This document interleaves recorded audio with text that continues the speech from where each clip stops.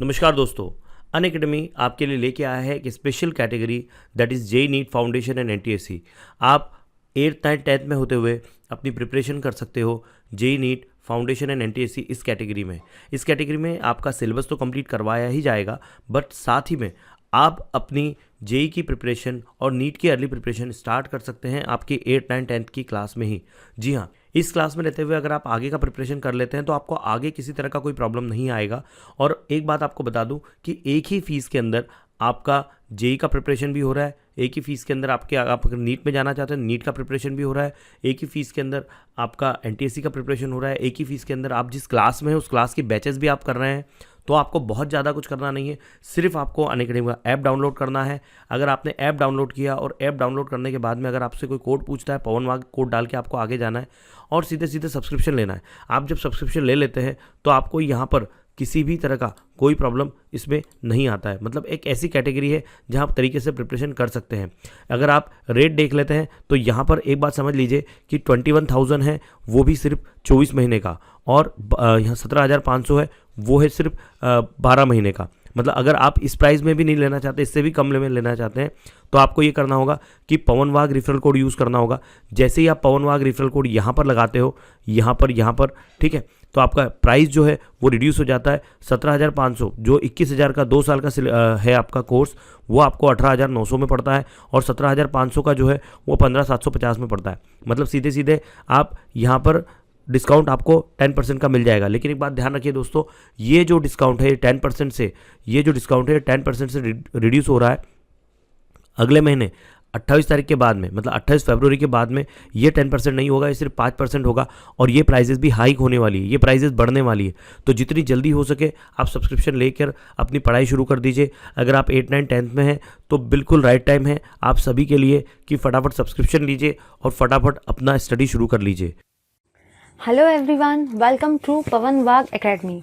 आई am Ankita और आज की क्लास में हम लोग देखेंगे आपका नेक्स्ट वाला पार्ट इस इलेक्ट्रोकेमिस्ट्री वाले चैप्टर का। तो लास्ट वाली क्लास में मैंने आपको डिस्कस कराया था कि जब भी आपको इलेक्ट्रोलाइटिक सेल की स्टडी करना है तो उसमें मेनली आप जो सेल स्टडी करेंगे वो रहेंगे दो। पहला रहेगा आपका इलेक्ट्रोलिसिस ऑफ एक्वस NaCl और एक था आपका इलेक्ट्रोलिसिस ऑफ मोल्टन और फ्यूज NaCl। तो इलेक्ट्रोलिसिस में से हम लोगों ने देख लेते एक बार कैसे क्या देखा था। मैंने आप लोगों को बताया था कि आपके चैप्टर में इलेक्ट्रोलिटिक सेल के टोटल है 2 टाइप्स, ठीक है। तो वो है आपके कौन से सेल्स देख लेंगे हम लोग। पहला जो आपको स्टडी करना है आपके 12th में वो है इलेक्ट्रोलिसिस ऑफ फ्यूज्ड और मोल्टन NaCl। तो फ्यूज और मोल्टन NaCl को आपको स्टडी करना है। और सेकेंड जो टाइप है आपका वो है इलेक्ट्रोलिसिस ऑफ एक्वस NaCl। तो हम लोगों को एक्चुअली इलेक्ट्रोलाइटिक सेल अगर आपको पेपर में आ जाए तो आपको चेक करना पड़ेगा कि आपको क्या पूछा गया है, इलेक्ट्रोलिसिस ऑफ फ्यूज या मोल्टन NaCl पूछा गया है या इलेक्ट्रोलिसिस ऑफ एक्वस NaCl पूछा गया है, ठीक है।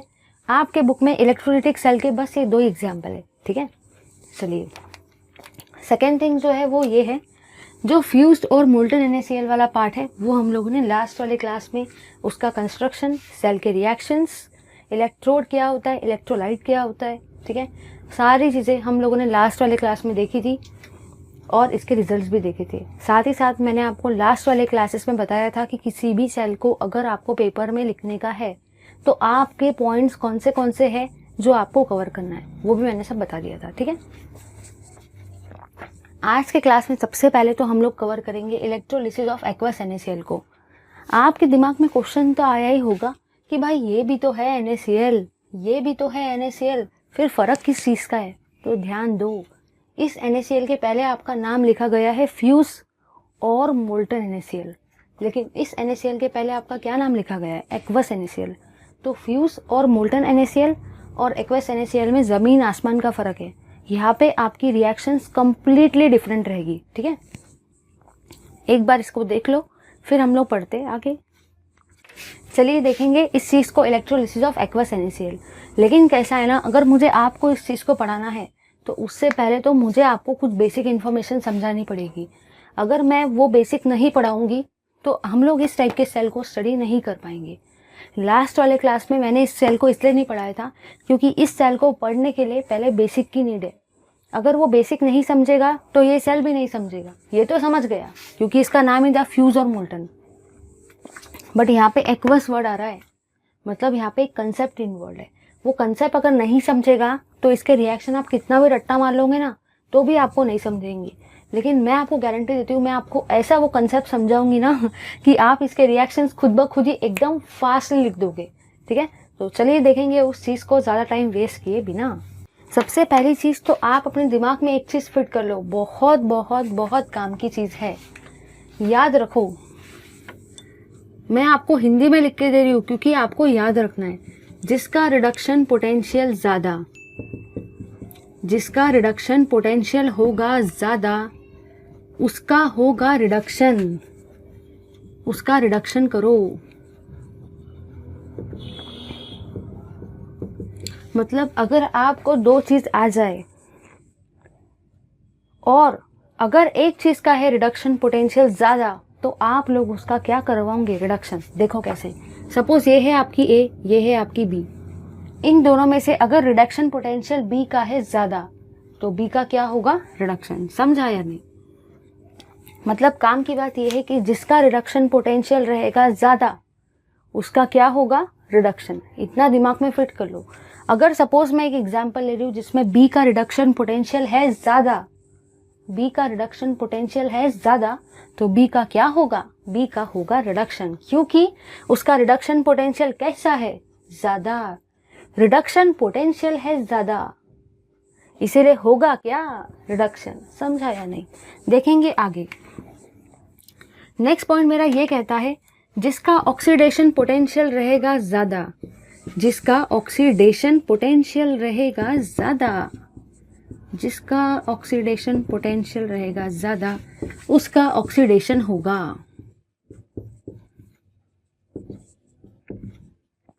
उसका आप लोग ऑक्सीडेशन करवाएंगे। समझ में आया है नहीं? देखो, जब आपका रिडक्शन पोटेंशियल था ज़्यादा तो आपने क्या करवाया, रिडक्शन करवाया। अगर आपका ऑक्सीडेशन पोटेंशियल हो जाए ज़्यादा तो आप लोग क्या करवाएंगे, उसका ऑक्सीडेशन। अगर आपको कोई भी मैंने दो चीज़ दे दी, एक्स और वाई, ठीक है, अगर एक्स का ऑक्सीडेशन पोटेंशियल है ज़्यादा तो आपका जो ऑक्सीडेशन है वो किसका होगा, एक्स का। ठीक है, तो बस इतना समझ लो कि अगर कोई दो चीज़ ली, ठीक है, सपोज मैं आपको एक एग्जांपल लेके समझाती हूँ। अगर मैंने दो चीज़ लिए, अगर इसका रिडक्शन पोटेंशियल है ज़्यादा तो मैं इसका क्या करवाऊंगी, रिडक्शन। ठीक है, अब अगर मैंने दो चीज़ ली और इसका ऑक्सीडेशन पोटेंशियल है ज़्यादा तो मैं इसका क्या करवाऊंगी, ऑक्सीडेशन।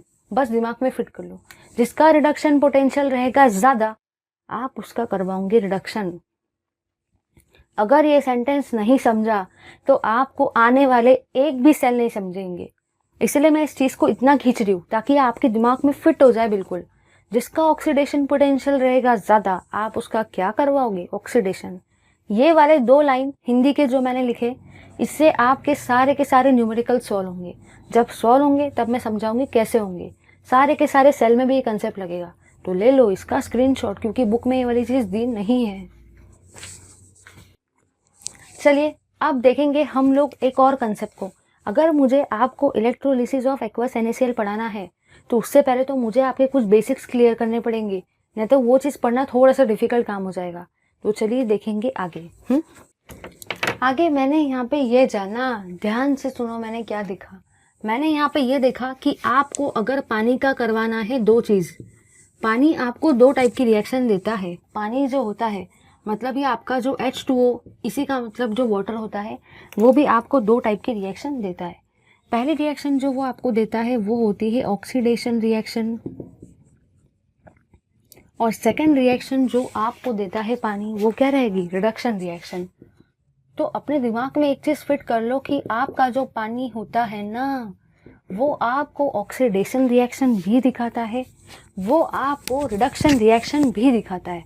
ठीक है, कैसे दिखाता है, क्या रिएक्शन होंगी वो आपको भी नहीं पता, लेकिन अब मैं आपके वो वाले डाउट को क्लियर करूंगी। क्योंकि आप लोग रट्टा मार लेते हो कि पानी का जब ऑक्सीडेशन करेंगे तो ये फॉर्म होगा। ऐसा रट्टा नहीं मानना है, कंसेप्चुअली जाना है। ठीक है, तो चलिए देखेंगे। आप लोग मुझे एक बात बताओ, ऑक्सीडेशन का मतलब ही क्या होता है? Loss of electron. यस और नो? उसका सबसे बड़ा रीज़न जो है वो ये है कि यहाँ पे मैंने ये देखा, अगर मैं बात कर रही हूँ ऑक्सीडेशन की, तो ऑक्सीडेशन का मतलब होता है लॉस ऑफ इलेक्ट्रॉन। और इसको याद रखने का तरीका मैंने आप लोगों को बताया था, ऑक्सीडेशन में भी आता है ओ और लॉस के स्पेलिंग में भी आता है ओ। तो आपको याद रखना है कि ऑक्सीडेशन रिएक्शन में होता क्या है? इलेक्ट्रॉन का लॉस। अब एक बात बताओ, ऑक्सीडेशन रिएक्शन का उल्टा होता है रिडक्शन रिएक्शन। ऑक्सीडेशन रिएक्शन में होता है इलेक्ट्रॉन का लॉस। ऑक्सीडेशन का उल्टा है रिडक्शन, तो लॉस का उल्टा क्या होता है? गेन। तो इसके अंदर में क्या आएगा? Gain of electron. ठीक है। अब मुझे एक बात बताओ, यहाँ पे मुझे किसका ऑक्सीडेशन करवाना है? पानी का। यहाँ पे मुझे किसका रिडक्शन करवाना है? पानी का। तो मैंने दोनों तरफ पानी को लिख दिया। अब देखो आगे, सबसे पहली चीज तो आप लोग मुझे एक बताएंगे कि अगर मैं यहाँ पे इलेक्ट्रॉन को मेरा लॉस होगा, इलेक्ट्रॉन मेरे यहाँ लॉस होंगे, क्योंकि इस रिएक्शन का नाम क्या है? Oxidation reaction. उसमें ओ आ रहा है, लॉस में भी ओ आ रहा है, तो आपके इलेक्ट्रॉन का लॉस होगा। ठीक है, इलेक्ट्रॉन का क्या हुआ है? लॉस। यहाँ पे इसका नाम है रिडक्शन रिएक्शन। यहाँ पे आपके इलेक्ट्रॉन का क्या होता है? गेन। तो मैंने लिख दिया इलेक्ट्रॉन को यहाँ पे। ठीक है, चलिए करेंगे। अब आपको ये तो समझ गया, बट आपको यही नहीं समझता कि पानी के प्रोडक्ट क्या फॉर्म होंगे अगर ऑक्सीडेशन करवाया तो, रिडक्शन अगर पानी का करवाया तो प्रोडक्ट क्या फॉर्म होगा। बहुत प्रॉब्लम जाती है। तो अब इस चीज़ को हम लोग समझेंगे, क्योंकि आपको ये वाली जो चीज़ है, पानी का ऑक्सीडेशन और रिडक्शन, आपको कोई भी डायरेक्टली नहीं पूछेगा, बट आपको हर एक सेल में इसको एक्सप्लेन करना पड़ेगा। ठीक है, तो एक बात बताना, ये रिएक्शन का नाम क्या है? Oxidation reaction. नाम ही है ऑक्सीडेशन रिएक्शन।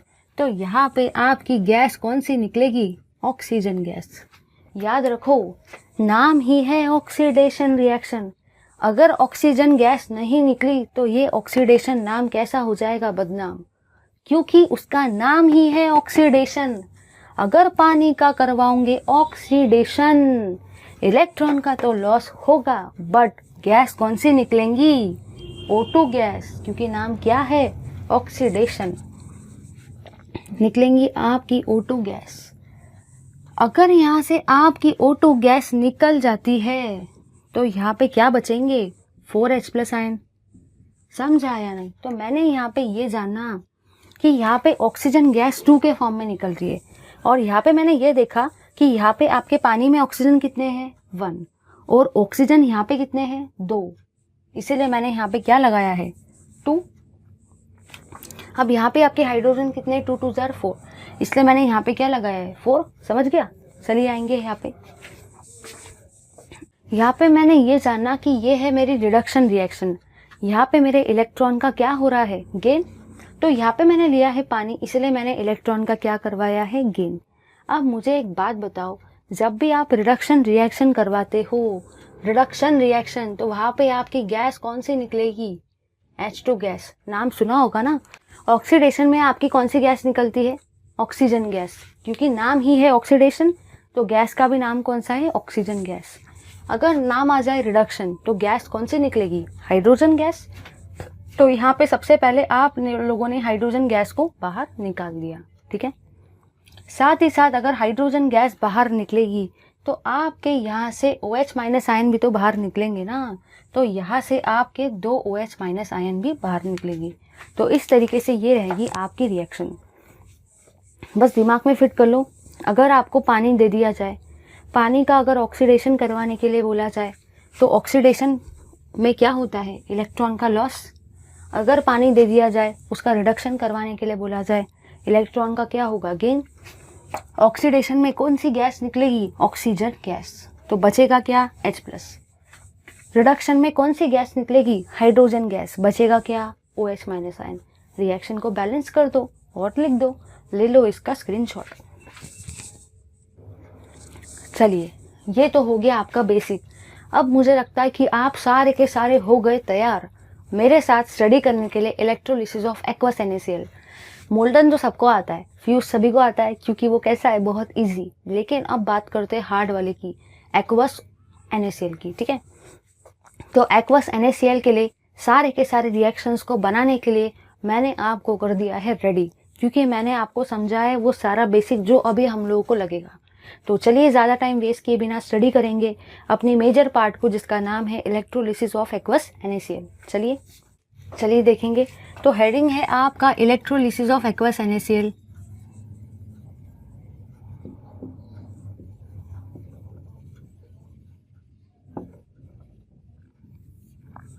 सबसे पहली चीज तो दिमाग में एक चीज फिट करो, यहाँ पे आपको नाम दिख रहा है एक्वस। एक्वस मतलब क्या होता है? एक्वस मतलब उसके अंदर में और क्या आ रहा है? पानी आ रहा है। जब आपको पेपर में आ जाए इलेक्ट्रोलिसिस ऑफ मोल्टन और फ्यूज NaCl, तो वहाँ पे पानी का कोई झंझट नहीं रहता है, सारे रिएक्शन बहुत इजीली हो जाते हैं। बट अगर आपको पेपर में आ जाए एक्वस NaCl, तो ऐसे केस में और किसकी प्रॉब्लम आ गई है? पानी की। इसलिए रिएक्शंस कैसे हो गए? थोड़े से डिफिकल्ट। यहाँ पे आपको आया है एक्वस NaCl, मतलब अब इस सॉल्यूशन के अंदर में आपकी है दो चीज़ें, एक है आपका NaCl और दूसरा है आपका पानी। तो आपको अब यहाँ पे दो चीज़ें दिखेंगी, NaCl और पानी, ठीक है। चलिए अब ज़्यादा टाइम वेस्ट किए बिना बढ़ेंगे आगे मैंने यहाँ पे ये जानना कि यहाँ पे भी मेरे कुछ इलेक्ट्रोड रहेंगे, कुछ इलेक्ट्रोलाइट रहेंगे, ठीक है। मैंने आपको जैसे कि बताया था, आपको कभी भी कोई भी सेल को अगर रिप्रेजेंट करने का है तो हमेशा वहाँ पे आपको इलेक्ट्रोड क्या है, इलेक्ट्रोलाइट क्या है, ये एक्सप्लेन करना पड़ेगा, ठीक है। तो आपका जो यहाँ पे इलेक्ट्रोड है वो वही वाला है, कार्बन और ग्रेफाइट इलेक्ट्रोड। आपको इतनी सारी थ्योरी पढ़ने की ज़रूरत नहीं है, वो थ्योरी मैंने आपके लिए पढ़ के आपका काम इजी कर दिया है, ठीक है। और आपका जो इलेक्ट्रोलाइट है वो है aqueous NaCl solution, aqueous NaCl solution, ठीक है। चलिए बढ़ेंगे आगे। अब हम लोगों ने ये तो देख लिया कि एक्वस NaCl में क्या क्या होता है, NaCl और साथ ही साथ पानी। दूसरी चीज़ आपका यहाँ पे इलेक्ट्रोड क्या है, कार्बन और ग्रेफाइट इलेक्ट्रोड, साथ ही साथ आपका इलेक्ट्रोलाइट क्या है, एक्वस NaCl सॉल्यूशन। अब मुझे एक बात बताओ, सबसे पहले अगर मुझे सेल के रिएक्शंस को स्टडी करने का है, मैंने यहाँ पे ये देखा, जो पहली आपकी रिएक्शन रहेगी वो रहेगी रिडक्शन रिएक्शन,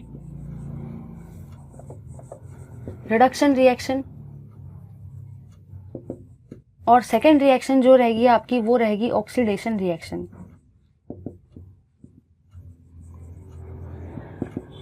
ठीक है।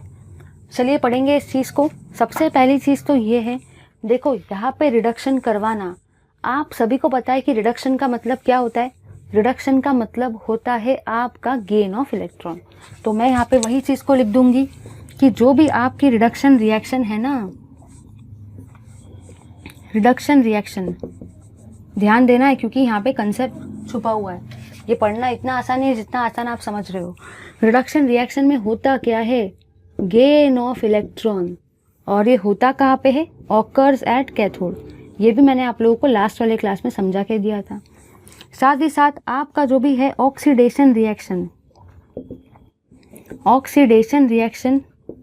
ऑक्सीडेशन में आता है O, तो यहाँ पे इलेक्ट्रॉन का क्या होने वाला है, लॉस, क्योंकि लॉस के स्पेलिंग में भी क्या आता है, O। साथ ही साथ ये आपका कहाँ पे होता है, ऑकर्स एट एनोड।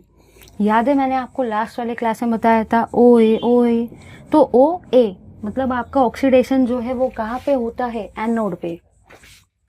आ जाओ इधर। अब अगर मुझे करवाना है इसका रिडक्शन, तो मैंने यहाँ पे ये जाना कि सबसे पहली चीज़ तो है वो कि यहाँ पे आपका है Na+ और साथ ही साथ है पानी। अगर मैं नीचे आ जाऊँ ऑक्सीडेशन रिएक्शन में, तो यहाँ पे है आपके Cl- आयन और साथ ही साथ पानी। तो अब दिमाग में क्वेश्चन तो आएगा ना कि भाई अब मेरे पास तो रिडक्शन करवाने के लिए दो चीज़ें हैं, एक तरफ है Na+, एक तरफ है पानी, तो मैं रिडक्शन किसका करवाऊँ। चलो मोल्टन और फ्यूज NaCl में तो मेरे को टेंशन ही नहीं था क्योंकि पानी था ही नहीं, तो मैंने इजीली रिडक्शन और ऑक्सीडेशन करवा दिया। बट यहाँ पे जो सबसे बड़ी झंझट आपकी आ रही है वो है पानी की। अब आपको चॉइस करना पड़ेगा कि आप Na+ का रिडक्शन करवाएंगे या पानी का रिडक्शन करवाएंगे। ठीक है, तो दिमाग में फिट कर लो।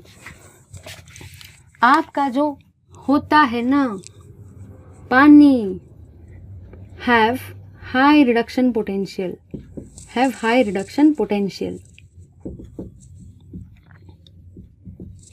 ठीक है।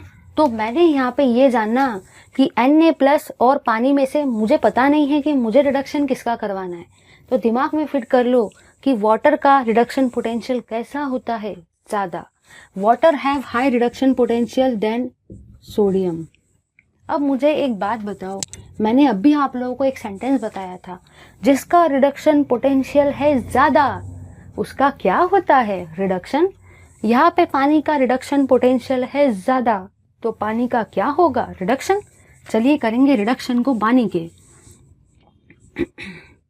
तो मैंने लिया है पानी को।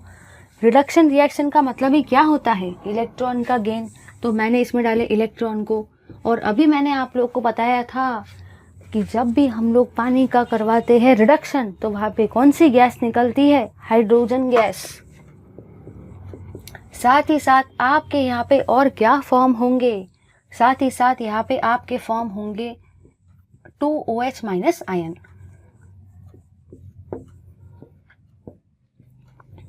ठीक है, तो बस आपको याद रखना है, इसीलिए तो मैंने आपको ये सारे कंसेप्ट पढ़ाए थे। तो अब आपको समझ में आया कि अगर आपको रिडक्शन रिएक्शन करवानी है तो आपके सामने दो चीज़ें हैं, Na+ और पानी। तो आपको उस वक्त याद रखना है जिसका रिडक्शन पोटेंशियल रहेगा ज़्यादा, रिडक्शन भी किसका होगा, उसी का। तो पानी का है रिडक्शन पोटेंशियल ज़्यादा, तो रिडक्शन भी किसका होगा, पानी का। रिडक्शन का मतलब होता है गेन ऑफ इलेक्ट्रॉन, तो मैंने इलेक्ट्रॉन डाले। और मैंने आपको अभी पढ़ाया था कि अगर आप करवाते हो पानी का ऑक्सीडेशन तो वहाँ पे ऑक्सीजन गैस निकलती है। अगर आप करवाते हो पानी का रिडक्शन तो वहाँ पे कौन सी गैस निकलती है, हाइड्रोजन गैस, साथ ही साथ OH- आयन। चलिए अब आ जाओ ऑक्सीडेशन में। ऑक्सीडेशन में भी दिमाग में क्वेश्चन ये आता है, यार फ्यूज और एक्वस फ्यूज NaCl और मोल्टन NaCl में तो कोई झंझट नहीं था क्योंकि वहाँ पे पानी था ही नहीं, तो मैंने इजीली करा दिया। बट यहाँ पे एक झंझट आता है, वो झंझट जो है वो ये है कि यहाँ पे पानी भी तो आया है ना। तो दिमाग में क्वेश्चन ये आता है कि ऑक्सीडेशन पानी का करवाओ या Cl- आयन का। तो सुनो उस कंसेप्ट को। वो कंसेप्ट मेरा ये कहता है कि जो भी मेरा ऑक्सीडेशन पोटेंशियल होता है ना, ऑक्सीडेशन पोटेंशियल का आपका जो ऑर्डर होता है, ये बुक में नहीं दिया है, लिख लो, हर एक सेल में काम में आएगा। ठीक है, बड़े बड़े बुक्स में दिया रहता है। ऑक्सीडेशन पोटेंशियल का आपका फॉर्मूला होता है FX नॉक्स। यहाँ पे आपका आएगा क्लोरीन, इस तरीके से। तो आपको याद रखना है कि FX नॉक्स के हिसाब से ही हम लोग चलते हैं।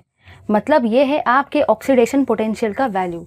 यहाँ पे आपका ये है X, इस X में आता है क्लोरीन। ठीक है, तो आप लोगों को एक इस फॉर्म में दिख रहा है, देखो इधर FS नॉक्स, सबको दिख रहा है FX नॉक्स। ठीक है, तो FX नॉक्स होता है आपके ऑक्सीडेशन पोटेंशियल का ऑर्डर। तो मैंने यहाँ पे ये जाना। अब मुझे एक बात बताओ आप लोग, ये है आपका ऑक्सीजन, ये है आपका क्लोरीन। ऑक्सीजन का ऑक्सीडेशन पोटेंशियल ज़्यादा है या क्लोरीन का ऑक्सीडेशन पोटेंशियल ज़्यादा है? आपके क्लोरीन का ऑक्सीडेशन पोटेंशियल कैसा है, ज़्यादा। तो मैंने यहाँ पे ये लिखा, chlorine have high oxidation potential, chlorine have high oxidation potential than पानी। तो आपके पानी से क्लोरीन का ऑक्सीडेशन पोटेंशियल कैसा है, ज़्यादा, क्योंकि पानी में क्या आ रहा है, पानी में आपका आ रहा है ऑक्सीजन और क्लोरीन में आपका क्या आ रहा है, क्लोरीन, है ना। देखो पानी में आपका आ रहा है ऑक्सीजन, क्लोरीन में है आपका क्लोरीन। ऑक्सीडेशन पोटेंशियल का ऑर्डर क्या होता है, FS नॉक्स। बुक में ये वाला ऑर्डर नहीं दिया है। तो मैंने यहाँ पे ये जाना कि क्लोरीन का ऑक्सीडेशन पोटेंशियल कैसा है, ज़्यादा ऑक्सीजन से। और अभी मैंने आपको बताया था कि जिसका ऑक्सीडेशन पोटेंशियल होता है ज़्यादा, उसका हम लोग क्या करवाते हैं, ऑक्सीडेशन।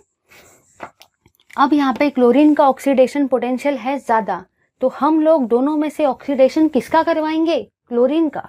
तो चलिए करवाएंगे क्लोरीन का ऑक्सीडेशन। तो मैंने लिया है क्लोरीन को, मुझे करवाना है ऑक्सीडेशन ऑक्सीडेशन। ऑक्सीडेशन का मतलब ही क्या होता है? Loss of electron. तो आपके इलेक्ट्रॉन हो जाएंगे यहाँ पे लॉस। साथ ही साथ यहाँ पे आपकी फॉर्म होंगी क्लोरीन गैस। अब मुझे एक बात बताओ, यहाँ पे Cl कितने हैं? 2। यहाँ पे कितने हैं? 1। तो मुझे कौन से नंबर से मल्टीप्लाई करना पड़ेगा? 2 से। यहाँ पे इलेक्ट्रॉन भी कितने निकलेंगे? 2। तो ये रहा आपका सेल। चलिए पहले इसका स्क्रीनशॉट ले लो। अब हम लोग देखेंगे ओवरऑल सेल रिएक्शन को। तो ओवरऑल सेल रिएक्शन में हमेशा आप सबको पता है कि हम लोग करते क्या है। ओवरऑल सेल रिएक्शन को ही हम लोग नेट सेल रिएक्शन भी कहते हैं। Net cell reaction.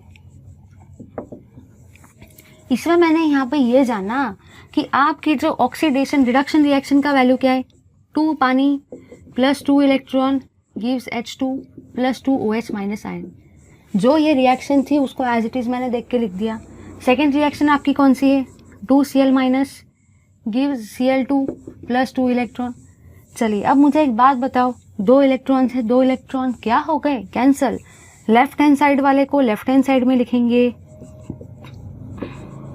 Right hand side वाले को राइट हैंड साइड में लिखेंगे। तो इस तरीके से मैंने इस चीज़ को लिख दिया।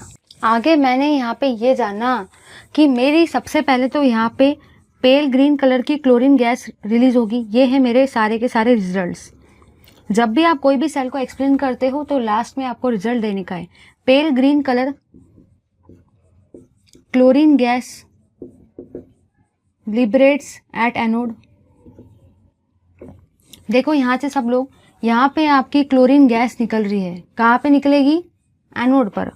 सेकेंड पॉइंट, जो भी आपकी हाइड्रोजन गैस है वो भी तो लिबरेट होगी ना एट कैथोड। इतना दिमाग में फिट कर लो। ऑक्सीडेशन कहाँ पे होता है? OA। ऑक्सीडेशन होता है एनोड पे। तो क्लोरीन गैस भी कहाँ पे निकलेगी? एनोड पे। अगर क्लोरीन गैस निकलती है एनोड पे तो हाइड्रोजन गैस को कहाँ पे निकलेगी? कैथोड पे। साथ ही साथ तीसरा पॉइंट ध्यान से सुनो। तीसरा पॉइंट मेरा ये कहता है कि मेरे Na+ आयन जो थे वो थे खाली पीली। Na+ आयन जो थे वो किसी के भी साथ रिएक्शन नहीं कर रहे थे, तो वो खाली पीली थे। साथ ही साथ यहाँ पे आपके OH माइनस आयन भी कैसे थे? खाली पीली। तो Na+ आयन भी है खाली पीली, OH माइनस आयन भी है खाली पीली। तो Na+ ion OH minus ion के साथ करेंगे फ्रेंडशिप और क्या फॉर्म करेंगे? NaOH। तो यहाँ पे आपका Na+ आयन कंबाइन करेगा, combines with OH minus ion to form NaOH। समझा या नहीं? तो ये था आपका इलेक्ट्रोलिसिस ऑफ एक्वस NaCl। देखो इसको मोल्टन ऐसा समझने की बिल्कुल कोशिश मत करना, क्योंकि यहाँ पे आपके बहुत सारे कंसेप्ट लगते हैं। तो दिमाग में फिट कर लो, जब भी आपको आ जाए एक्वस NaCl तो NaCl के अंदर में और क्या है? पानी। जब भी आप रिडक्शन करवाएंगे और ऑक्सीडेशन करवाएंगे तो आपको पहले तो चूज करना पड़ेगा कि मैं इसका रिडक्शन करवाऊँ या पानी का। तो अगर आपको रिडक्शन करवाना है तो आपको किसको देखना पड़ेगा? रिडक्शन पोटेंशियल को। जिसका रिडक्शन पोटेंशियल रहेगा ज़्यादा आप उसका क्या करवाएंगे? रिडक्शन। पानी का है रिडक्शन पोटेंशियल ज़्यादा, इसलिए मैंने रिडक्शन किसका करवाया? पानी का। दूसरी बात, पानी का रिडक्शन करवाने पे कौन सी गैस निकलती है? Hydrogen gas. मैंने आपको सिखा दिया है। आ जाओ ऑक्सीडेशन में। ऑक्सीडेशन में हम लोग याद रखो ऑक्सीडेशन पोटेंशियल को देखेंगे।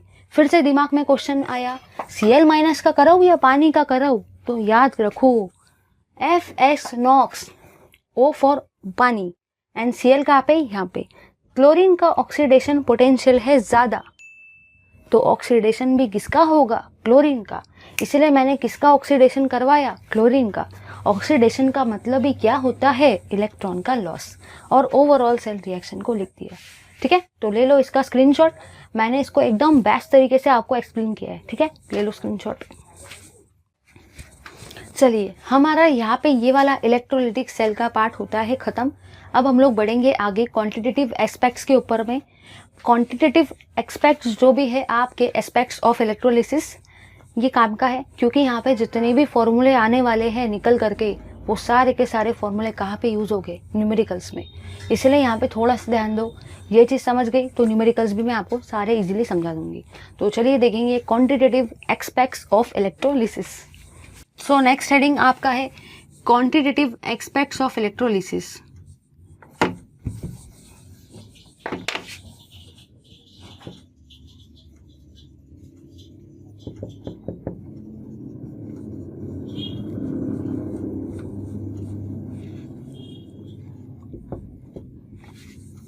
चलिए देखेंगे तो इसमें आप लोगों को पढ़ना क्या क्या है। सबसे पहले हम लोग डिस्कस कर लेते हैं कि हम लोग इसमें पढ़ेंगे क्या क्या, और फिर वो सारी चीज़ें के देखेंगे फॉर्मूले और न्यूमेरिकल को। तो सबसे पहली चीज़ जो आप देखेंगे वो देखेंगे calculation of quantity of electricity pass. Quantity of electricity pass मतलब आपको स्टडी करना है कि कितनी क्वांटिटी जो है इलेक्ट्रिसिटी की होंगी पास। नेक्स्ट रहेगा आपका calculation of number of moles of electron passed. Number of moles of electron passed. तीसरी चीज जो आपको स्टडी करनी है वो है calculation of number of moles of product form.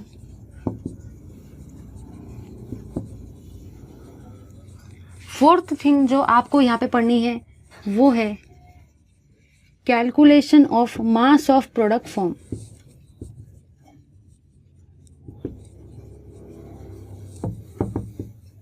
ठीक है, इतना हम लोग को पढ़ना है।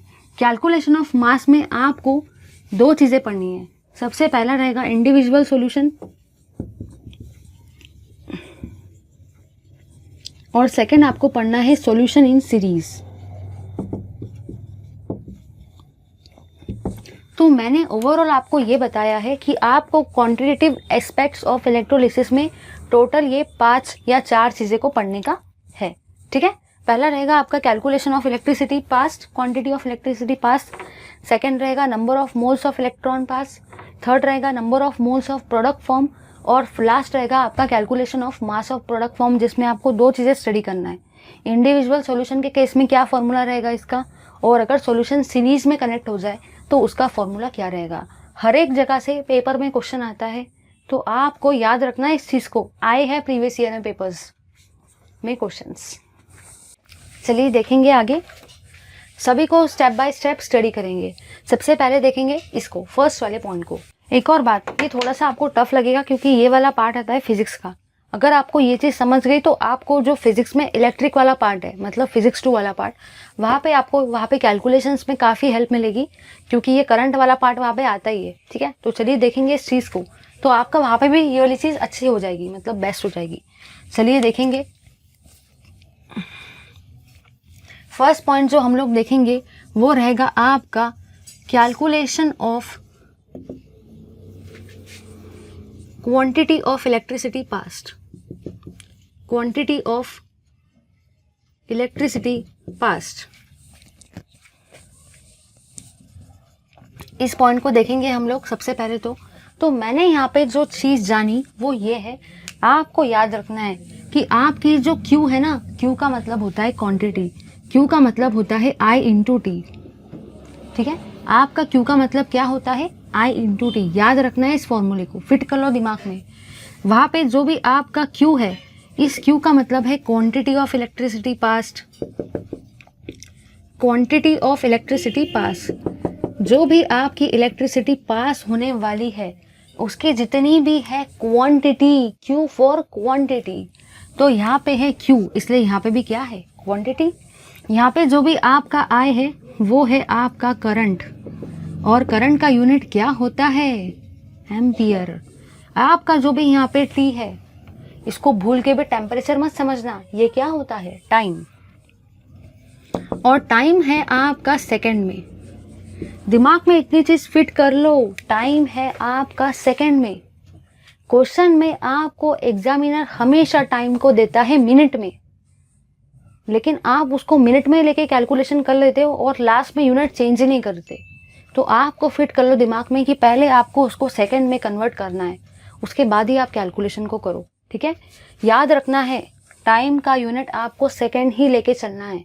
अगर सेकंड नहीं है तो आप उसको सेकंड कन्वर्ट करोगे। इसी में आप लोग एक और चीज़ लिख लेना कि 1 मिनट का मतलब ही 60 सेकेंड्स होता है। वो उनके लिए जिनको नहीं पता है कि अगर क्वेश्चन में मिनट आ जाए तो आप उनको सेकंड में कैसे कन्वर्ट करेंगे। चलिए अब देखेंगे नेक्स्ट पार्ट को। नेक्स्ट पार्ट है आपका calculation of number of moles of electron past. Number of moles of electron past, कितने इलेक्ट्रॉन्स आपके पास होंगे उसका कैलकुलेशन अभी हम लोगों को करना है। तो इसका वैल्यू होता है जो भी आपके number of moles of electron pass होते हैं ना, number of moles of electron pass, इसका फॉर्मूला होता है Q/96500। ठीक है, याद रखना है कि अगर आपको number of moles of electron आ जाए कि कितने मोल्स ऑफ इलेक्ट्रॉन आप पास करवा रहे हो, तो याद रखना है उसका फॉर्मूला क्या होता है, Q/96500। अब मुझे एक बात बताओ, इस Q का मतलब I/T भी तो होता है, तो क्या इस Q के जगह पे मैं I/T भी लिख सकती हूँ? बिल्कुल लिख सकती हूँ, क्योंकि Q का मतलब ही तो है I/T। तो मैं इसको ऐसा भी तो लिख सकती हूँ ना, I/T/96500। ये भी तो आपका वही रहेगा, number of moles of electron pass. ठीक है, बस कुछ भी नहीं किया है, Q के जगह पे I/T को लिख दिया है। आपको याद रखना है आपका जो भी 1 फैराडे होता है ना, 1 फैराडे का ही मतलब होता है 96500 कूलम चार्ज। मतलब 1 फैराडे जो होता है उसी का मतलब क्या होता है, 96500 कूलम चार्ज। इसीलिए मैंने यहाँ पे 1 फैराडे का वैल्यू लिखा है, जो कि क्या है 96500। क्वेश्चन में कभी भी ये वाला वैल्यू नहीं दिया जाता है, आपको याद रखना पड़ेगा। अगर आपको सारे फॉर्मूले आ जाए बट ये नहीं पता कि टाइम को सेकंड में लेते हैं, 1 फैराडे का वैल्यू 96500 होता है, तो भूल जाओ, कोई भी क्वेश्चन आप कर सकते हो। ये इसको रट्टा मार लो, ठीक है, याद कर लो इसको। चलिए नेक्स्ट जो है आपका, वो है थर्ड वाला पॉइंट जिसको अभी हम लोग स्टडी करने वाले हैं। वो है आपका calculation of moles of product form. Calculations of moles of product form मतलब आपके कितने मोल्स प्रोडक्ट फॉर्म होंगे, अब आपको वो कैलकुलेशन करने का है। तो चलिए देखेंगे, ये है आपका नंबर ऑफ मोल्स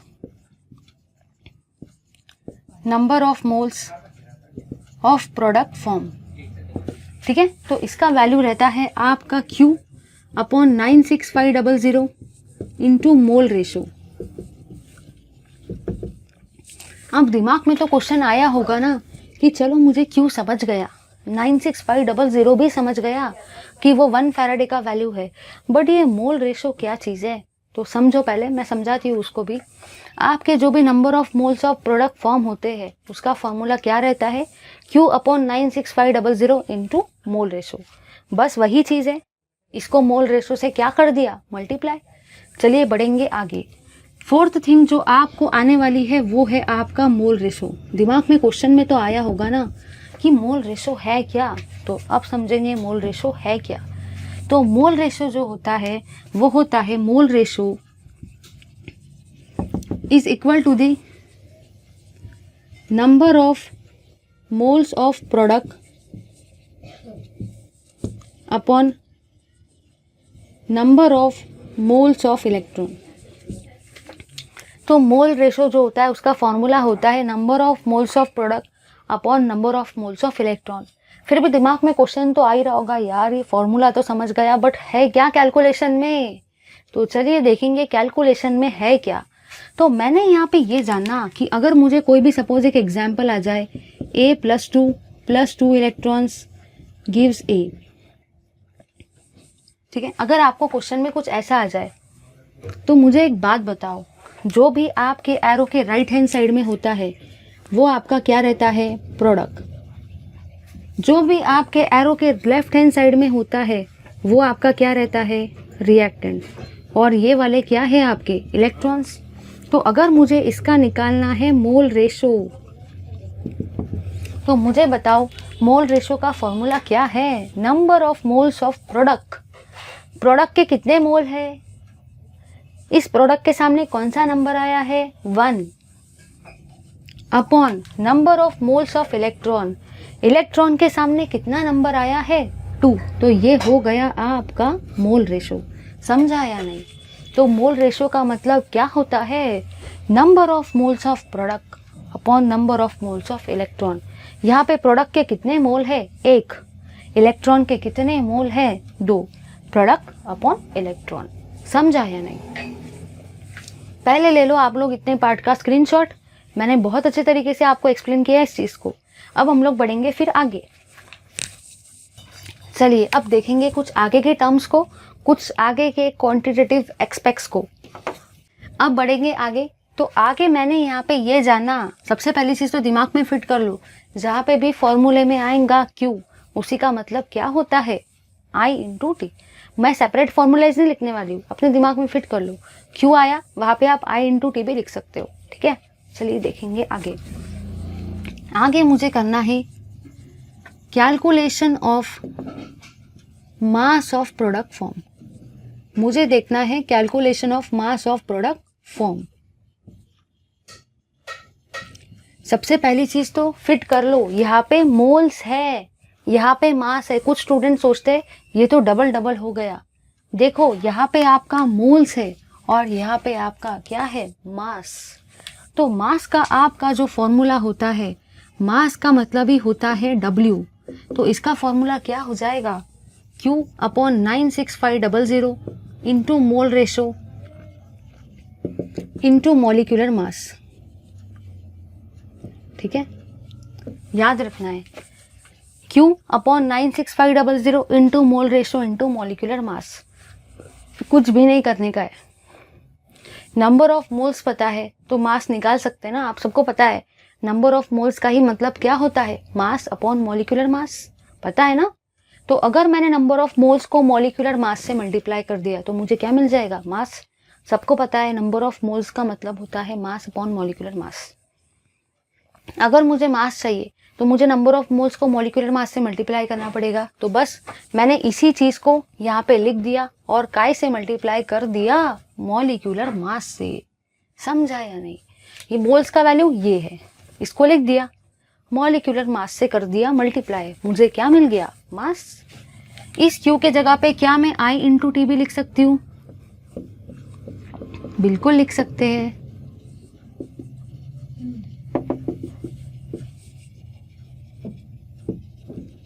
चलिए, ये हुआ आपका मास का फॉर्मूला। लेकिन याद रखो, ये आपका मास का फॉर्मूला हुआ for individual solution. For individual solution,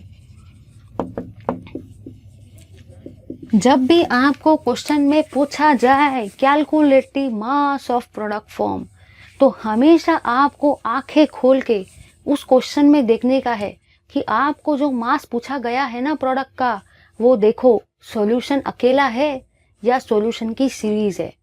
अगर सॉल्यूशन है अकेला तो आप फॉर्मूला ये वाला यूज करेंगे।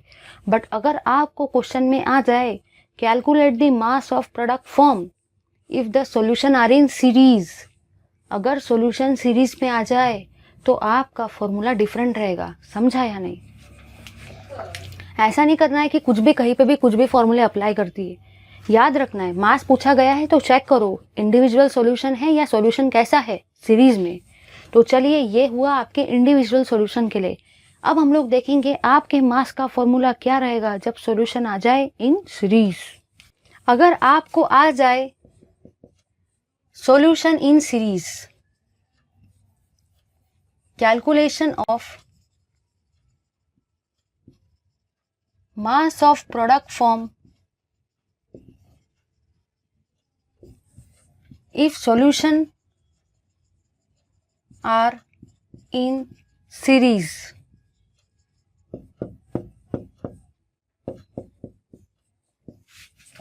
चलिए देखेंगे। सॉल्यूशन इन सीरीज का मतलब ये होता है कि आपको दो सॉल्यूशन को कंसिडर करना है। ठीक है, आपको एक क्वेश्चन में दो सॉल्यूशन को कंसिडर करने हैं, इसलिए आपका नाम क्या है? Solution in series. अब मुझे एक बात बताओ, जो पहले वाले का मास का फॉर्मूला रहेगा फर्स्ट सॉल्यूशन को लेंगे। फर्स्ट सॉल्यूशन के लिए अगर मैं बात करती हूँ W की, तो इसका फॉर्मूला रहेगा I into T upon 96500 into mole ratio into molecular mass. Molecular mass को मैं रिप्रेजेंट कर देती हूँ mm से, ठीक है। अगर ये है आपका फर्स्ट सॉल्यूशन तो यहाँ पे W के नीचे भी क्या आएगा 1, मोल रेशो नीचे के नीचे भी क्या आएगा 1, मॉलिक्यूलर मास के नीचे भी क्या आएगा 1, ठीक है। चलिए अब बात करेंगे हम लोग सेकेंड सॉल्यूशन की। अगर मैं बात करती हूँ आपके सेकेंड सॉल्यूशन की, तो सेकेंड सॉल्यूशन में मैंने यहाँ पे ये जानना कि सेकेंड सॉल्यूशन का भी मास का फॉर्मूला सेम ही रहेगा, W equals to I into T upon 96500 into mole ratio into molecular mass. अब मुझे एक बात बताओ, ये है आपका सेकेंड सॉल्यूशन। जब था आपका फर्स्ट सॉल्यूशन तो हर जगह पे लगाया 1 नंबर, जब आ गया आपका सेकेंड सॉल्यूशन तो आप हर जगह पे क्या नंबर लगाएंगे 2 नंबर। चलिए अब करेंगे आगे मैंने जो जाना वो ये है कि हम लोग डिवाइड कर देंगे फर्स्ट सॉल्यूशन को सेकेंड सॉल्यूशन से, ठीक है। तो मैं करूँगी आगे इसको, अगर मैंने कर दिया है divide first solution by second solution data, अगर मैं फर्स्ट सॉल्यूशन को सेकेंड सॉल्यूशन के डेटा से कर दूँ डिवाइड तो क्या हो जाएगा, देखो इधर W1 upon W2 equals to I into T upon 96500 into mole ratio of 1 into molecular mass of 1 upon I into T upon 96500 into mole ratio of 2 into molecular mass of 2। कुछ भी नहीं किया है, पहले लिखा इसको, डिवाइड कर दिया इससे और यहाँ लिख दिया। अब मैंने यहाँ पे क्या जाना, सॉल्यूशन कैसे है सीरीज में, I इंटू टी अपॉन 96500 से ऊपर वाला और नीचे वाला क्या हो जाएगा, कैंसल। अब आगे एक फॉर्मूला निकल करके आ रहा है, देखेंगे वो फॉर्मूला है क्या। पहले ले लो इसका स्क्रीनशॉट।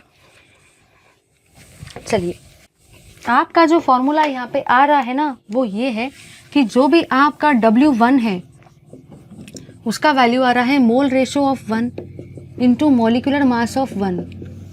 जो भी आपका है W2 उसका वैल्यू है mole ratio of 2 into molecular mass of 2। आगे मैंने यहाँ पे ये जानना, W1 के नीचे में मैं इसको भेज देती हूँ तो ये हो जाएगा आपका mole ratio of 1 into molecular mass of 1 equals to W2 upon mole ratio of 2 into molecular mass of 2।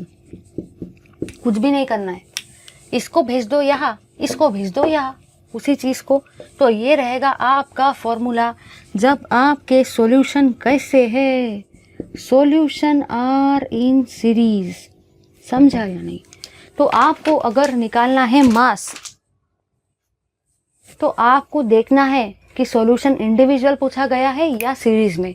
अगर सॉल्यूशन आ जाए सीरीज में तो आप फॉर्मूला यूज़ करोगे ये वाला, वहाँ पे ये सारा झंझट नहीं करते बैठना है डेरिवेशन, आपको फॉर्मूला याद रखना है। इतना दिमाग में फिट कर लो कि I इंटू टी अपॉन 96500 ऊपर वाले और नीचे वाले का क्या हो जाता है, कैंसिल। ले लो इसका स्क्रीनशॉट। चलिए अब हम लोग करेंगे अपने टेक्स्ट बुक के न्यूमेरिकल्स को सॉल्व। बट टेक्स्ट बुक के न्यूमेरिकल को सॉल्व तो करना अब आसान हो गया है क्योंकि मैंने आपको बता दिए सारे के सारे फॉर्मूलेज। मैं सारे के सारे कराने वाली हूँ, टेंशन मत लो। लेकिन पेपर में भी यहाँ से आने वाले। बट काम की बात ये है कि आप लोगों को है ना चार्ज देते आता ही नहीं है कि कौन से स्पेसिस के ऊपर चार्ज कितना आएगा। मुझे एक बात बताओ, अगर आपको चार्ज देते नहीं आएगा तो क्या आपको इलेक्ट्रॉन देते आएंगे? नहीं। अगर आपको इलेक्ट्रॉन देते नहीं आएंगे तो क्या आप फॉर्मूला यूज़ कर पाएंगे? नहीं।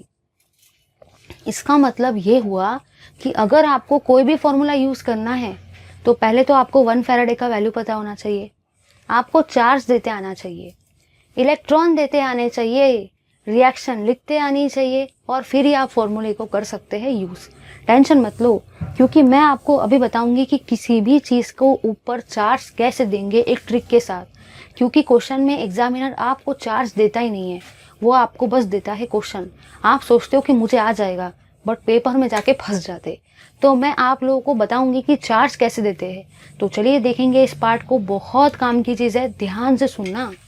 चलिए देखेंगे हाउ टू गिव चार्ज। ये बुक का कोई पार्ट नहीं है, लेकिन ये पार्ट देखे बिना वो क्वेश्चन भी नहीं सॉल्व होंगे। तो आपका क्वेश्चन है हाउ टू गिव चार्ज। आप चार्ज को कैसे देंगे, हाउ टू गिव चार्ज।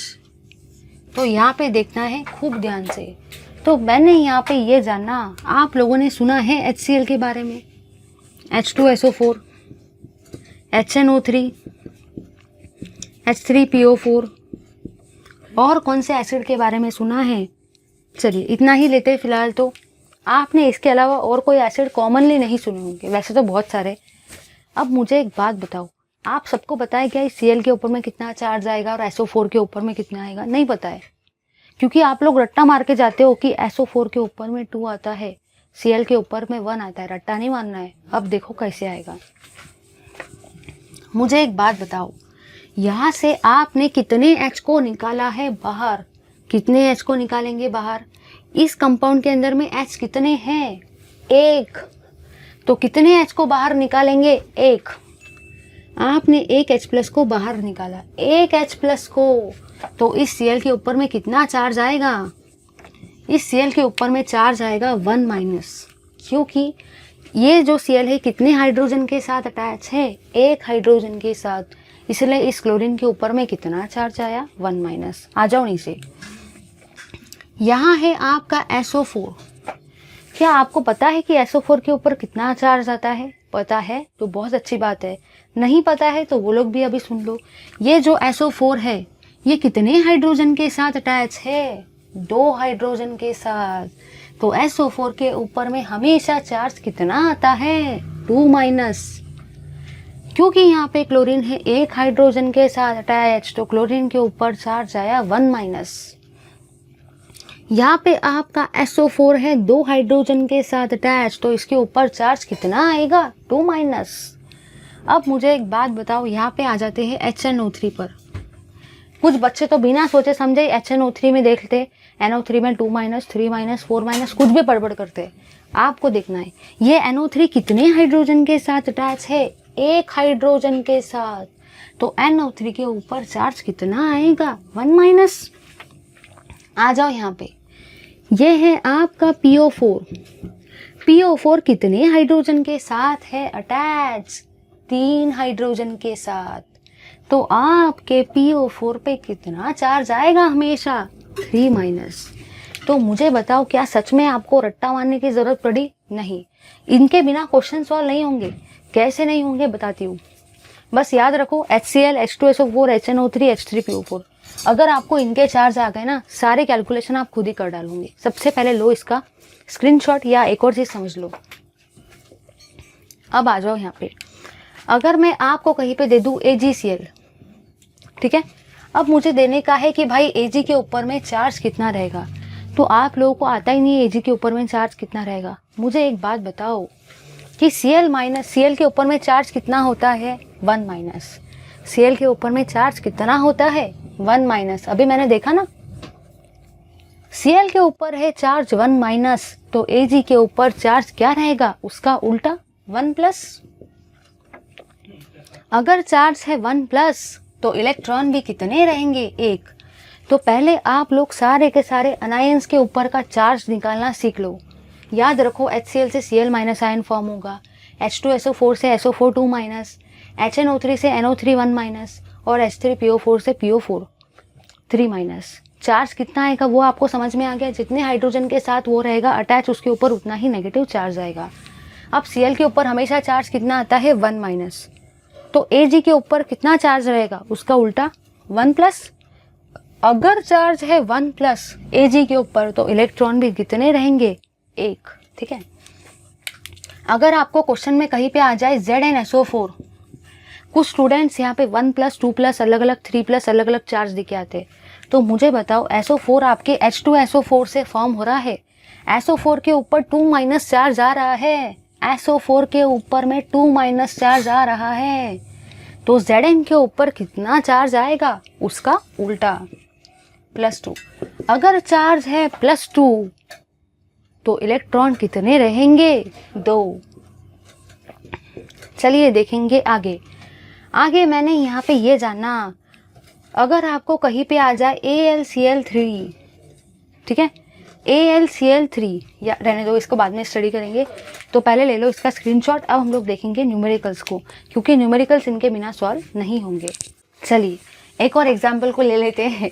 अगर आपको आ जाए CuSO4, यहाँ पे भी वही चीज़ है, बताओ मुझे, SO4 जो है वो हमेशा फॉर्म होता है H2SO4 से, तो SO4 के ऊपर चार्ज कितना आता है? -2, क्योंकि SO4 2 हाइड्रोजन के साथ में है अटैच, तो SO4 के ऊपर में चार्ज कितना रहेगा? -2। अगर SO4 के ऊपर चार्ज आ जाए -2, तो कॉपर के ऊपर में चार्ज कितना आएगा? उसका उल्टा +2। अगर चार्ज है +2, तो इलेक्ट्रॉन भी कितने रहेंगे? 2 इलेक्ट्रॉन्स, ठीक है। पेपर में ये आएगा, ये नहीं दिया जाएगा, सिर्फ ये आएगा, ये नहीं आएगा। बट जब भी क्वेश्चन को करोगे, फॉर्मूले सारे रहेंगे आंखों के सामने, फैराडे का वैल्यू भी आएगा, ये चीज़ दी जाएगी, ये चीज़ नहीं दी जाएगी। बट अगर आपको यही नहीं आएगा लिखते, चार्ज ही नहीं आएंगे सही लिखते, तो इलेक्ट्रॉन कहाँ से सही लिखोगे? अगर इलेक्ट्रॉन ही सही नहीं लिखोगे तो कैलकुलेशन कहाँ से सही होगे? मोल रेशो कैसे सही निकलेगा? समझ में आ गया? ये पता होना चाहिए, ये आपको अपने लिए वहाँ पे निकालना है। सिर्फ गिन चुन के क्या करना है? 4 एसिड के नाम याद कर लो, इनके चार्ज अपने आप आ जाएंगे, ये अपने आप निकल जाएगा। चलिए करेंगे न्यूमेरिकल को। चलिए अब हम लोग करेंगे प्रॉब्लम 5.6 को, जो कि है आपके पेज नंबर 101 पे of normal Maharashtra state board 12th standard text book. Page number 101 problem number 5.6 को देखेंगे। सबसे पहली चीज आपको पूछा गया है mass of copper metal. Mass of copper metal आपको पूछा गया है, mass of copper metal. Copper metal तो ये क्या है? आपका प्रोडक्ट। इसी का मतलब आपको क्या निकालना है? मास ऑफ प्रोडक्ट फॉर्म। याद है, मैंने सारे फॉर्मूले बता दिए। चलिए उसके बाद में मैंने आपको बताया है, यहाँ पे दिया गया है पैसेज ऑफ 5 एम्पियर करंट। आपका जो करंट है वो कितना है? 5 एम्पियर। याद रखो, कभी कभी क्वेश्चन में मेंशन नहीं रहता है कि वो करंट है, आपको अपना दिमाग लगा के आइडेंटिफाई करना है कि वो एम्पियर है, उसका यूनिट क्या है? एम्पियर, मतलब वो क्या है? करंट। साथ ही साथ आपको यहाँ पे टाइम दे रखा है 100 मिनट। यहाँ पे आपको क्वेश्चन में कभी कभी ऐसा दिया भी नहीं जाता है कि ये टाइम है, तो आपको याद रखना है कि ये मिनट में है, तो ये क्या है? टाइम। मैंने आपको एक और चीज़ बताई थी, कभी भी अगर टाइम आ जाए आपको मिनट में, तो हमेशा आप उस मिनट को काय में कन्वर्ट करोगे? सेकंड में। अगर कन्वर्ट नहीं किया, यूनिट चेंज नहीं किए, तो क्वेश्चन कैसा हो जाएगा? रॉन्ग। हमेशा उसको मिनट में लेके करो, क्योंकि हम लोगों ने फॉर्मूले मिनट को नहीं सेकंड को लेके कंसिडर किया है। तो हमेशा अगर आपको टाइम आ जाए मिनट में, तो आप हमेशा उसको काय में कन्वर्ट करोगे? सेकंड में। 1 मिनट का मतलब 60 सेकंड होता है, 1 मिनट का मतलब होता है 60 सेकेंड। तो 100 मिनट का मतलब कितना होगा? 100 इंटू 60 सेकेंड, इसका वैल्यू कितना हो जाएगा? इसका वैल्यू हो जाएगा आपका 6000 सेकेंड। चलिए अब बढ़ेंगे हम लोग आगे, या आप लोग इसको ऐसा भी लिख सकते हो। साथ ही साथ आपको यहाँ पे जो दे रखा है वो ये दिया गया है मॉलिक्यूलर मास। मॉलिक्यूलर मास आपको कॉपर का दे रखा है 63.5 ग्राम पर मोल। चलिए करेंगे इस क्वेश्चन को सॉल्व। मुझे एक बात बताओ, सबसे पहले तो मुझे यहाँ पे निकालने का है मास को। तो मेरे मास का फॉर्मूला क्या होता है? मास का फॉर्मूला होता है I into T upon 96500 into mole ratio into molecular मास। ठीक है, यही फॉर्मूला होता है। अब मुझे एक बात बताओ, I है दिया, T भी है दिया, ये भी है दिया, मॉलिक्यूलर मास भी दे रखा है, बट क्या आपको मोल रेशो दे रखा है क्वेश्चन में? नहीं। तो आपको मोल रेशो को क्या करना है? कैलकुलेट। चलिए करेंगे आगे। मुझे निकालना है मोल रेशो को। मोल रेशो को, मोल रेशो का फॉर्मूला होता है number of moles of product form upon number of moles of reactant, sorry number of moles of electron, product upon electron. चलिए अब मुझे बताओ, यहाँ पे आपको क्वेश्चन में एक सॉल्यूशन दे रखा है CuSO4 का, ठीक है, CuSO4 का आपको सॉल्यूशन दे रखा है। मुझे एक बात बताओ कि CuSO4 की अगर मैं बात करूँगी, जैसे कि मैंने आपको अभी बताया था कि H2SO4 से आपका SO4 बनता है, SO4 के ऊपर हमेशा कितना चार्ज आता है, -2, इसलिए तो वो बेसिक समझाया ना। SO4 के ऊपर में चार्ज आता है -2, तो कॉपर के ऊपर में चार्ज कितना आएगा, +2। तो चलिए लिखेंगे रिएक्शन को, कॉपर +2 से आपका फॉर्म होगा कॉपर। मुझे एक बात बताओ, अगर कॉपर के ऊपर चार्ज है +2, तो यहाँ पे जो मुझे इलेक्ट्रॉन लगेंगे वो भी कितने लगेंगे, 2, क्योंकि चार्ज कितना है, +2। अब आपके दिमाग में क्वेश्चन ये आया होगा कि भाई यहाँ पे कॉपर क्यों आया, राइट हैंड साइड में क्यों आया। क्वेश्चन में पढ़ो, यहाँ पे आपको दे रखा है मास ऑफ कॉपर मेटल, ये क्या है, प्रोडक्ट, इसलिए मैंने यहाँ पे क्या लिखा है, प्रोडक्ट को। चलिए जहाँ पे कुछ नहीं होता है वहाँ पे क्या होता है, वहाँ पे 1 होता है। तो number of moles of product कितने फॉर्म हुए, 1, इलेक्ट्रॉन कितने यूज हुए, 2। तो आपके मोल रेशो का वैल्यू कितना निकला, 1/2। चलिए डालेंगे यहाँ पे, I का वैल्यू कितना है, 5, T का वैल्यू कितना है, 100 × 60, भूलना नहीं 60 भी लिखेंगे, अपॉन 96500 इंटू मोल रेशो का वैल्यू कितना आया, 1/2। मॉलिक्यूलर मास का वैल्यू कितना है, 63.5। इस कैलकुलेशन को आप लोग करेंगे और मुझे बताएंगे कि आंसर कितना आता है। आपका इसका वैल्यू आएगा 9.87 ग्राम। इसको करना है और मुझे बताना है। जब आप करोगे तो ये 2 0 से 2 0 क्या हो जाएंगे, कैंसिल, 2 30,000, ऐसे आप लोग कर सकते हो, ले लो स्क्रीनशॉट। चलिए अब हम लोग डिस्कस करेंगे आपके नेक्स्ट प्रॉब्लम को, जो है प्रॉब्लम 5.7, प्रॉब्लम नंबर 5.7। इसमें आपको दे रखा है how long will it take, how long, इसी का मतलब आपको यहाँ पे क्या पूछा गया है, टाइम। ठीक है, आप लोग जो टाइम निकालेंगे, मुझे एक बात बताओ, आपको सबसे बड़ी प्रॉब्लम ये होती है कि आप टाइम तो निकाल लेते हो, बट अब आपको समझ में नहीं आता है कि भाई मैं यहाँ पे मिनट लिखूँ या सेकंड लिखूँ। तो आधे लोग सोचते हैं मैं कुछ लिखता ही नहीं हूँ, ऐसे ही लिख देता हूँ बस टाइम का वैल्यू। कुछ लोग सोचते हैं नहीं भाई ये तो मिनट होगा, कुछ लोग सोचते हैं नहीं भाई ये तो सेकंड होगा। फिट कर लो दिमाग में, जब भी फॉर्मूले को यूज़ करेंगे और टाइम का वैल्यू निकालेंगे तो यहाँ पे हमेशा आपका टाइम सेकंड में ही आएगा, क्योंकि आप लोग फॉर्मूले में टाइम का वैल्यू काय में यूज़ कर रहे हो, सेकंड में। याद रखो, भूलो मत, सेकंड रहेगा। वहाँ अगर मिनट लिख के आ गए ना तो गया। ठीक है, साथ ही साथ आपको दे रखा है प्रोड्यूस, वहाँ पे आपको बोला गया है प्रोड्यूस, प्रोड्यूस इतना मास 2.415 ग्राम्स। तो मुझे एक बात बताओ, यहाँ पे आपको ऐसा नहीं बताया गया है कि भाई ये मास का वैल्यू है 2.415। बच्चा ये लो मास का वैल्यू 2.415, आपको याद रखना है इसका यूनिट क्या है, ग्राम। तो ये वाली चीज़ क्या है, मास। याद रखो इस चीज़ को, ठीक है। साथ ही साथ आपको यहाँ पे दे रखा है करंट का वैल्यू, करंट है आपका 3 एम्पियर। और आपको साथ ही साथ यहाँ पे मॉलिक्यूलर मास का भी वैल्यू दे रखा है 107.9 ग्राम पर मोल। ठीक है, और साथ ही साथ आपको दे रखा है सिल्वर मेटल। ठीक है, चलिए करेंगे इसको सॉल्व। सबसे पहली बात, बहुत सारे स्टूडेंट ऐसे जिनको पेपर में पता ही नहीं चलता कि मास कौन सा है और मॉलिक्यूलर मास कौन सा है। फिट कर लो, मास का यूनिट होता क्या है, ग्राम। बट अगर आ जाए मॉलिक्यूलर मास, मॉलिक्यूलर मास, तो यूनिट क्या हो जाता है, ग्राम पर मोल, क्योंकि मास का नाम क्या है, मॉलिक्यूलर मास। तो ग्राम के नीचे भी क्या आएगा, मोल। चलिए करेंगे क्वेश्चन को सॉल्व। सबसे पहले तो लिखेंगे रिएक्शन को।